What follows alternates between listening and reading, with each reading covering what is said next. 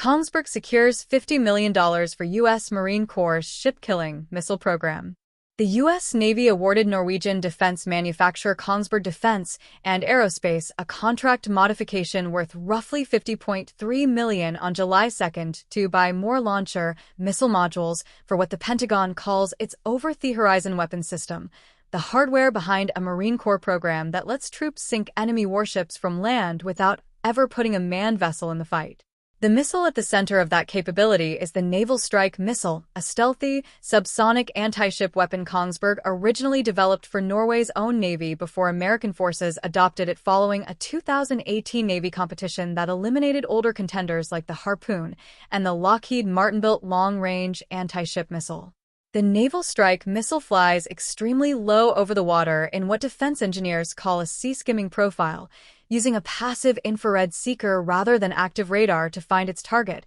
a design choice that makes the missile considerably harder for an adversary to detect or jam compared to weapons that rely on radar guidance. With a published range exceeding 185 kilometers (115 miles) and a roughly 158 kilograms (348 pounds) blast fragmentation warhead,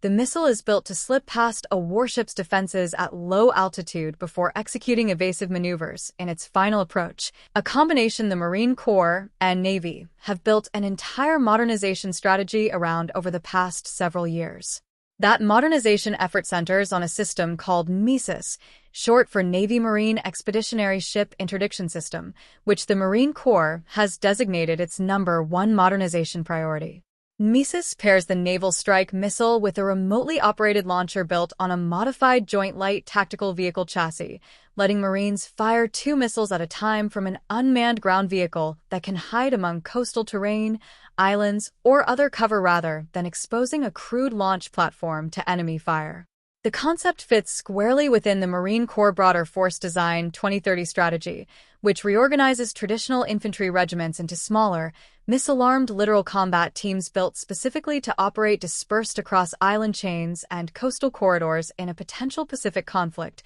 holding enemy ships at risk from unexpected, hard-to-target locations rather than concentrating forces in easily identified positions. Kongsberg's newest contract modification covers launcher missile modules specifically in support of that over-the-horizon weapon system, work that will be split across an unusually wide international footprint reflecting how deeply integrated the missile supply chain has become across NATO allies. The bulk of the work, 56%, will happen at Kongsberg's home facilities in Norway, with additional smaller shares split across Toulouse, France, Tihard in the Netherlands, Schrobenhausen, Germany, and several American, British, and additional Norwegian locations, each contributing a single-digit percentage of the total effort. That kind of distributed manufacturing arrangement is common for major NATO weapons programs, letting multiple allied nations' defense industrial bases contribute components and share in the economic benefits of a program their own militaries also plan to use.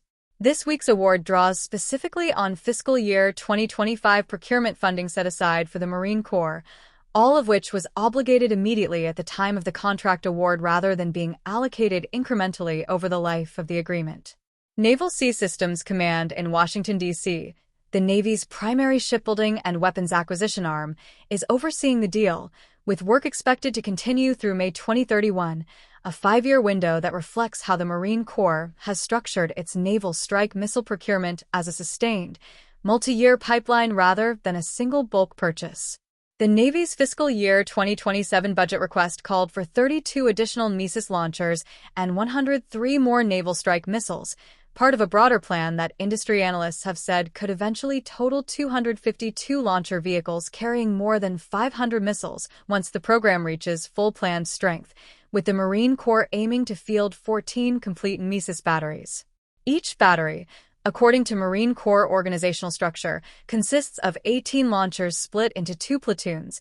giving commanders enough distributed firepower to threaten a meaningful stretch of contested coastline simultaneously rather than relying on a small handful of isolated launch positions. MESIS has already moved well past the testing phase into active operational deployment across the Pacific, the theater the system was specifically designed to matter most in. Marines from the 3rd Marine Littoral Regiment first received the system in November 2024 and have since trained with it across multiple locations, including Okinawa, Japan, where the 12th Marine Littoral Regiment conducted its first MISIS training in the country in 2025, and the Philippines, where Marines integrated the system into multinational exercises including Balikatan and Kamandog alongside Philippine and other allied forces. That operational tempo reflects how central the Pentagon now considers a mobile, land-based anti-ship capability to any potential contingency involving a rival naval power capable of contesting American access